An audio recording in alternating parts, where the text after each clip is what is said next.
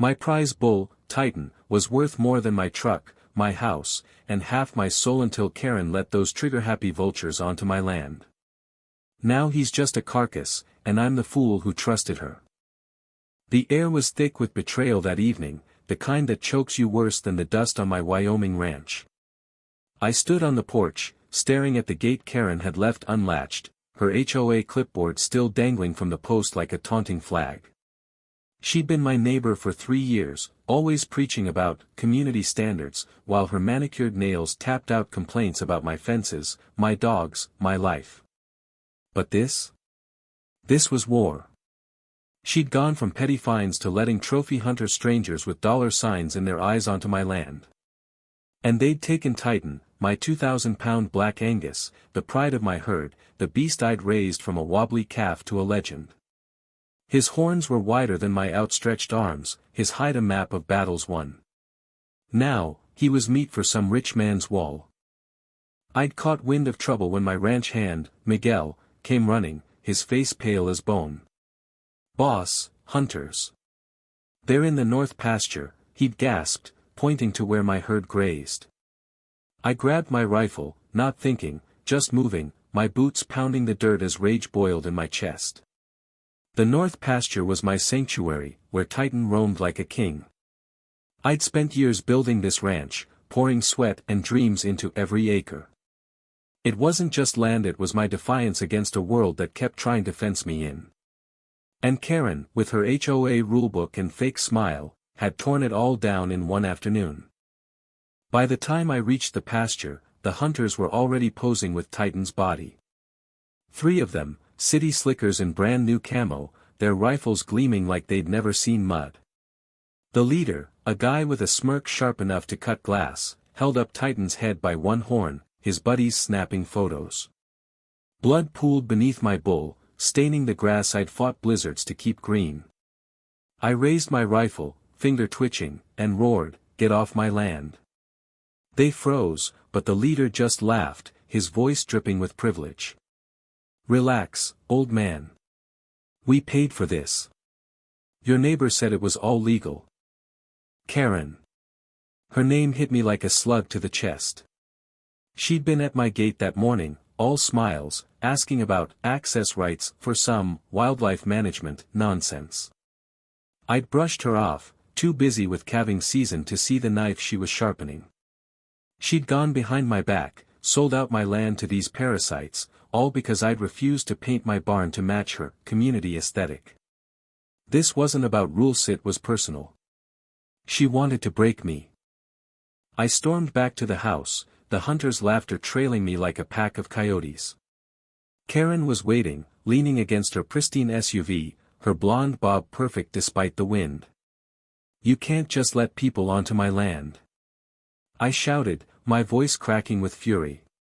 She didn't flinch, just tilted her head, her eyes cold as the winter creek. "You're not above the law, Jake," she said, her voice smooth as venom. "The HOA has rights. You violated Code 47B, unpermitted livestock."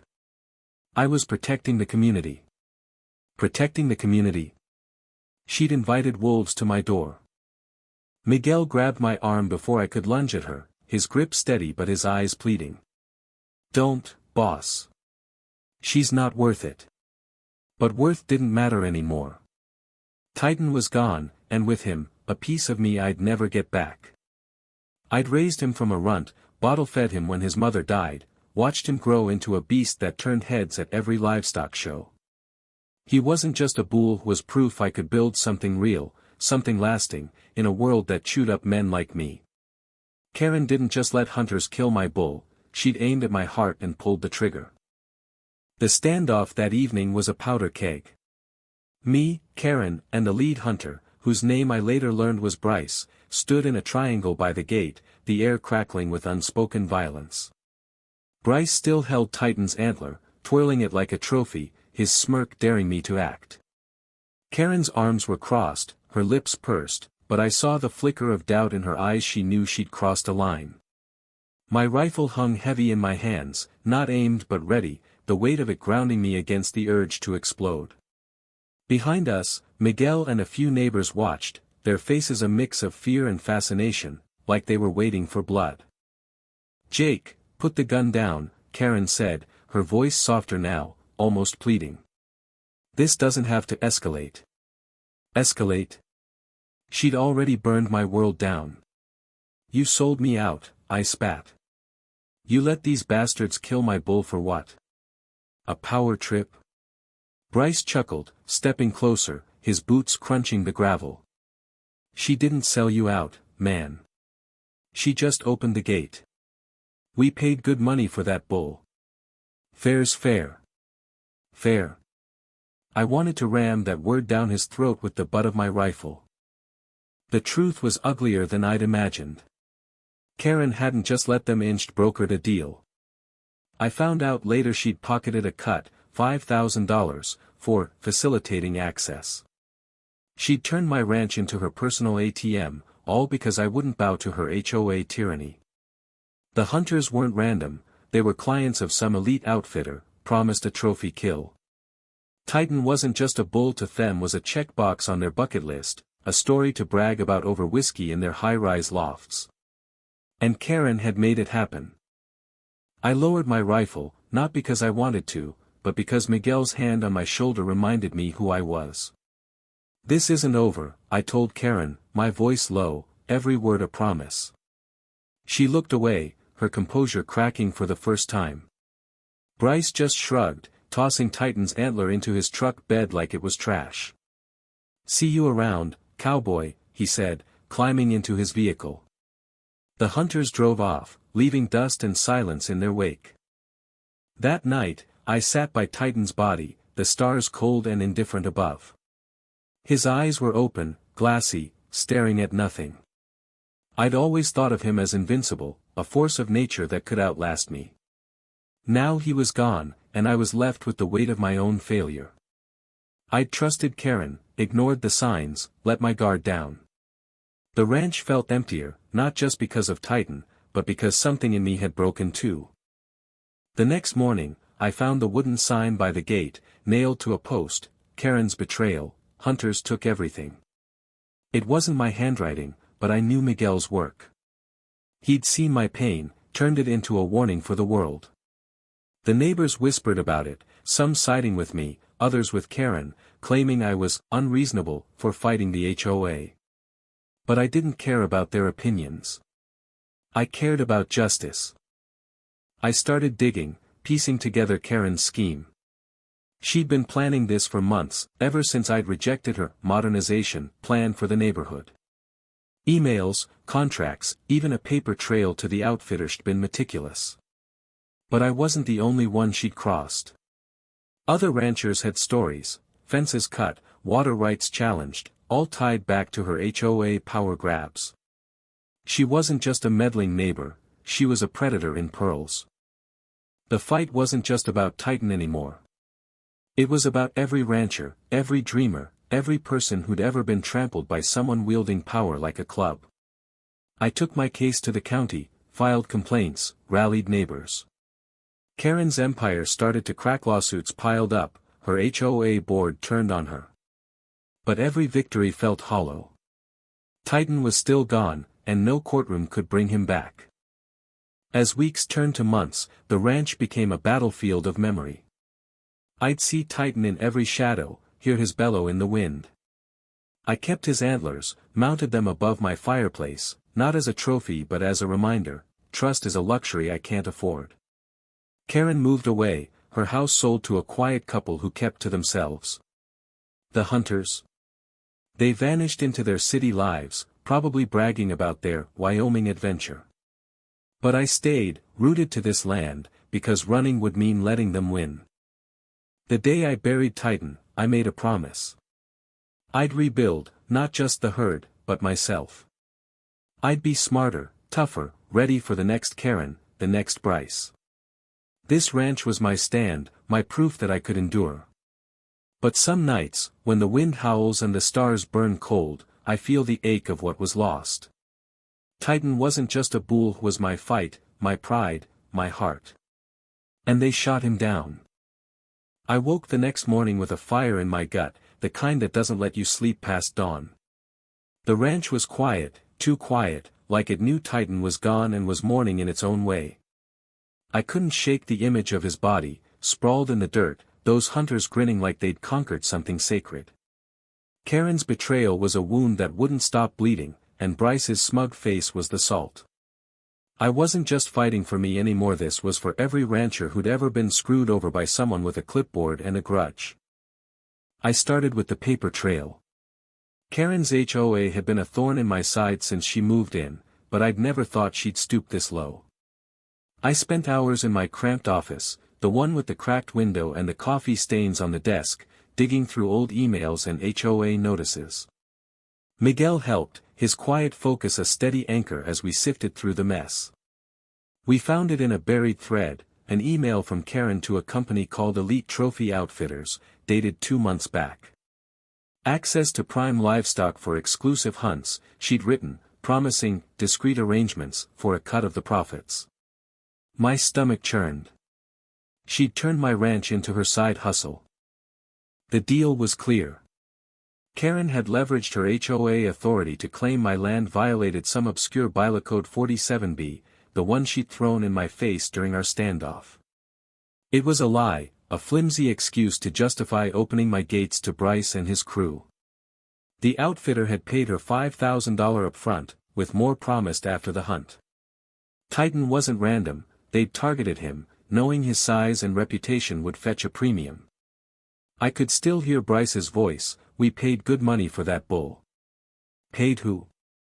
Karen, the woman I'd once shared beers with at a neighborhood barbecue, back when I thought she was just annoying, not a snake.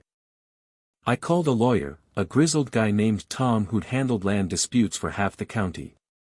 His office smelled like leather and regret, but his handshake was firm, and his eyes lit up when I showed him the emails. "This is fraud, Jake," he said, leaning back in his chair. "She abused her position, violated property rights, and profited off it. We can nail her. Nail her." The words felt good, but not enough. I didn't just want Karen to pay, I wanted her to feel the weight of what she'd taken from me. Tom filed a lawsuit against Karen and the HOA, citing breach of fiduciary duty and unauthorized access to private property. He also suggested a separate suit against Elite Trophy Outfitters for trespassing and wrongful killing of livestock. It was a long shot, he warned hunters like Bryce had money, and money buys good lawyers. But I didn't care about the odds. This was my ranch, my life, and I'd fight until I had nothing left. Word spread fast. By noon, neighbors were stopping by, some with casseroles, others with stories of Karen's overreach. Old man Carter, who ran goats on the next plot, told me she'd fined him $500 for a non-compliant shed he'd built in the '80s. Maria, the single mom down the road, said Karen had threatened to report her to CPS over her kids' bikes in the yard. The HOA was Karen's weapon, and we'd all been her targets. A few neighbors, the ones with perfect lawns and Karen's approval, sided with her, calling me unhinged for waving my rifle. But most saw the truth, Karen had crossed a line, and Titan's death was the proof. Miguel and I turned the ranch into a war room. We mapped out every inch of the north pasture, marking where the hunters had entered, where Titan had fallen. I found boot prints, tire tracks, even a spent cartridge from Bryce's rifle. Evidence, Tom called it. To me, it was a crime scene. Every piece told the story of my failure to protect what was mine.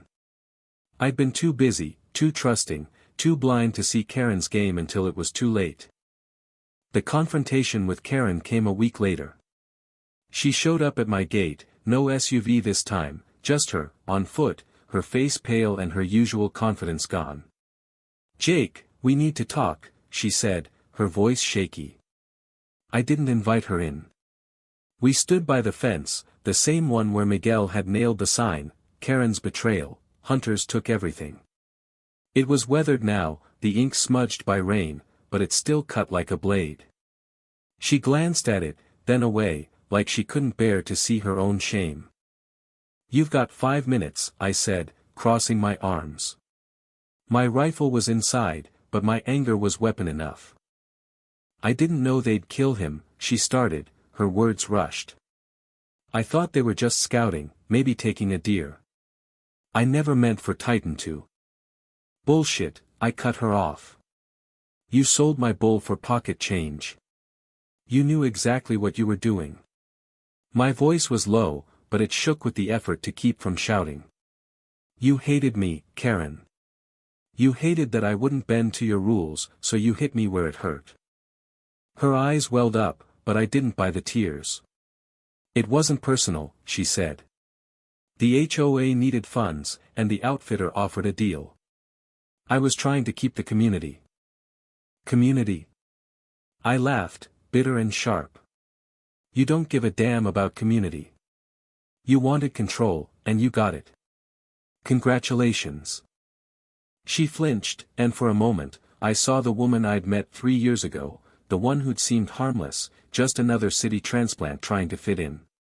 But that woman was gone, replaced by this stranger who traded my life's work for a paycheck. I'm sorry, she whispered, but the words were hollow, like wind through a dead tree. Sorry doesn't bring Titan back, I said. Get out. She left, her footsteps fading into the dusk. I didn't watch her go. Instead, I turned to the pasture, where Titan's blood had dried into the earth. I'd buried him there, under a cottonwood tree, his antlers now hanging above my fireplace. They weren't a trophy, they were a scar, a reminder of what trust costs. The lawsuit gained traction. Tom found a judge who'd grown up on a ranch and hated HOAs as much as I did. Discovery revealed more. Karen had been skimming HOA funds for years, using them for personal expenses, vacations, a new deck, even her daughter's college tuition. The hunters were a bigger problem. Elite Trophy Outfitters was a front for a network of wealthy thrill seekers, men like Bryce who paid top dollar to kill big game on private land, no questions asked. They'd targeted Titan after seeing photos Karen had sent, his massive frame a prize too tempting to pass up. I tracked down Bryce through a contact in the outfitter's office, a disgruntled employee who'd quit after seeing too many deals like Karen's. His name was Bryce Whitaker, a hedge fund guy from Denver with a penthouse and a hunting obsession. I found his social media, filled with photos of him posing with dead animals, lions, elk, now Titan. One post showed him with Titan's antlers, captioned, Wyoming's finest. Worth every penny. My blood boiled, but I saved the screenshot. Evidence. The community rallied, but not without cost. Some neighbors turned on me, saying I was stirring up trouble, making the neighborhood look bad. Karen's allies spread rumors, claiming I'd threatened her with my rifle, that I was unstable. I didn't care. I had Miguel, Carter, Maria, and a growing list of ranchers who'd been burned by HOAs or outfitters. We formed a coalition, pooling resources to fight back. Meetings were held in my barn, the air thick with coffee and anger, as we planned to dismantle Karen's HOA and expose the outfitter. But every step forward came with a price. The ranch suffered without Titan. He'd been my best breeder, and his absence left gaps in the herd I couldn't fill. Calves weren't thriving, and feed costs were climbing. I took out a loan to keep things running, the weight of debt piling onto my grief. Nights were the worst. I'd sit by the fire, staring at Titan's antlers, replaying that day, the hunter's laughter, Karen's smug face, my own failure to act. One night, Miguel found me there, a bottle of whiskey half empty in my hand. You gotta let it go, boss, he said, his voice soft but firm. Not Titan, but the hate. It's eating you. He was right, but I couldn't. Hate was what kept me going, what fueled the fight. Without it, I'd have to face the emptiness Titan had left behind. I'm not done, I told him. Not until they pay. The trial date was set for spring. Tom warned it'd be ugly. Karen had hired a shark of a lawyer, and Bryce's money would make things messy. But I was ready. The ranch was more than land. It was my stand against a world that tried to break men like me. Titan's death wasn't just a loss, it was a call to fight. For him, for me, for every underdog who'd ever been betrayed. The spring trial loomed like a storm cloud over the ranch. I'd spent months preparing, but the weight of it all, legal fees, sleepless nights, the endless ache of Titan's absence, felt like a noose tightening. The pasture where he'd fallen was greening up, but it still looked wrong, like the land itself was scarred. I'd walk out there sometimes, just to stand where he'd died, trying to make sense of why trust had cost me so much. Karen's betrayal wasn't just about a bull, it was about stripping away the one thing I'd built that nobody could touch. Until they did. The courtroom was a different kind of battlefield, all polished wood and sterile air, nothing like the dust and sweat of my ranch. Tom had prepped me for weeks, drilling me on how to stay calm, how to answer without letting my anger spill over. But when I saw Karen across the room, her face composed, her lawyer whispering in her ear, I wanted to burn the place down. Bryce was there too, slouched in a tailored suit, his smirk gone but his eyes still gleaming with that same arrogance. He didn't think I could touch him. He was wrong. The judge, a weathered woman named Hargrove who'd grown up herding cattle, didn't waste time. She cut through the lawyer's posturing like a hot knife, demanding facts. Tom laid out our case, Karen's abuse of HOA power, the fraudulent deal with elite trophy outfitters, the trespassing, the killing of Titan. We had the emails, the contract, the cartridge from Bryce's rifle, even testimony from the outfitter's ex-employee. Karen's lawyer tried to spin it, claiming she'd acted in good faith to enforce HOA bylaws, that Titan's death was an unfortunate misunderstanding. I nearly laughed. Misunderstanding? They'd slaughtered my bull for sport. When I took the stand, I didn't hold back. I told the court about Titan, how I'd raised him, how he'd been the heart of my herd, how his death had gutted my ranch and my spirit. I described Karen's petty vendetta, her years of nitpicking my fences, my dogs, my life, until she'd found a way to hit me where it hurt most. I pointed at Bryce, my voice steady but burning. That man shot my bull, posed with his body, and bragged about it online.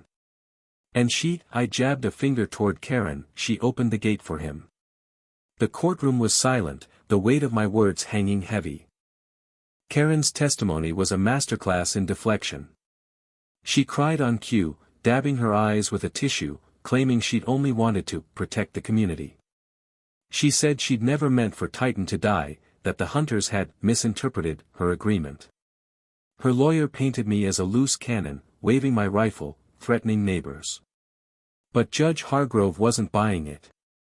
She leaned forward, her eyes sharp. Ms. Thompson, are you saying you didn't know these hunters were targeting livestock when you took their money? Karen stammered, her facade cracking. The truth was in the emails, and she couldn't outrun them. Bryce was worse. He didn't bother with tears, just leaned back, arms crossed, like he was above it all. His lawyer argued he'd acted in good faith, believing the hunt was legal. But the ex-employee's testimony blew that apart. Overheard Bryce hand-picking Titan from photos Karen sent, laughing about how he'd look perfect on my wall. When Tom showed the jury Bryce's social media post, the one with Titan's antlers and that smug caption, a murmur rippled through the room. Even Karen's allies shifted uncomfortably. The trial lasted 3 days, each one a grind. Nights were spent in the barn with Miguel, going over strategy, ignoring the whiskey bottle that called my name. The coalition of ranchers showed up, filling the courtroom, their weathered faces a silent rebuke to Karen's polished lies. Carter testified about her fines, Maria about her threats. It wasn't just my fight, Anna Marie, it was theirs too. The HOA's grip on our lives was loosening, and Karen knew it. The verdict came on a gray morning, the kind that promises rain but holds back. Judge Hargrove ruled in my favor. Karen was liable for fraud and breach of duty, ordered to pay $50,000 in damages for Titan's loss and my financial hit. The HOA was dissolved, its bylaws declared unenforceable due to her misconduct. Elite trophy outfitters faced a separate fine, and Bryce was slapped with a trespassing charge, though his money got him a slap on the wrist. It was a win, but it felt like ash. No amount of money could bring Titan back. Karen left town a week later, her house sold to a developer who turned it into a rental. The neighbors who'd backed her kept their heads down, their perfect lawns no longer a badge of pride. Bryce disappeared back to Denver, his social media quiet, but I knew he'd be hunting somewhere else, chasing the next trophy. Men like him always do. The coalition kept going, pushing for stronger property rights, making sure no one else could pull a Karen. But I was tired, the kind of tired that sinks into your bones. I rebuilt the ranch, slowly. The loan payment stung, but new calves were born, and the herd grew. I hired another hand to help Miguel, a kid with a quick laugh who reminded me of myself before the world got heavy. The north pasture became a memorial of sorts. I planted wildflowers where Titan had fallen, their colors a quiet rebellion against the blood that had soaked the ground. His antlers stayed above the fireplace, not a trophy but a vow, never again. Yet the victory was bittersweet. I'd won the fight, but the cost was etched in every line on my face. Titan had been more than a bull, had been my proof that I could build something, hold it against the world. Losing him taught me how fragile that was. Karen's betrayal, Bryce's bullet, they'd taken more than my prize bull, they'd taken a piece of my faith in people. I'd trusted her, ignored the signs, and paid the price. One evening, as the sun dipped low, I sat by the cottonwood tree, the wildflowers swaying in the breeze. Miguel joined me, handing me a beer. "You did right by him, boss," he said, nodding toward the pasture. Titan would have been proud. I wanted to believe him, but pride felt distant, like a word from another language. I'd fought for justice, for the ranch, for every underdog who'd been kicked down. But the heart doesn't heal like a court case wraps up. The land was mine again, but it was lonelier now. I thought about Karen, wondered if she ever felt the weight of what she'd done. Did she lie awake, seeing Titan's blood, my face, the sign on the fence? Or had she moved on, trading one power trip for another? Bryce, I knew, didn't care. Men like him never take, they leave, they forget. But I couldn't forget. Every low of the herd, every creak of the barn, reminded me of what was gone. The ranch endured, because I did. I rebuilt the fences, stronger this time, with locks Karen could never pick. I trained the dogs to bark at strangers, not neighbors. I kept fighting, not just for me, but for the next rancher who'd face a Karen, a Bryce, a system that favored money over right. The wildflowers bloomed, the herd grew, and the stars still burned cold above. But some nights, when the wind carried Titan's bellow, I'd close my eyes and see him massive, unbroken, king of the pasture. And I'd wonder if I'd ever feel whole again.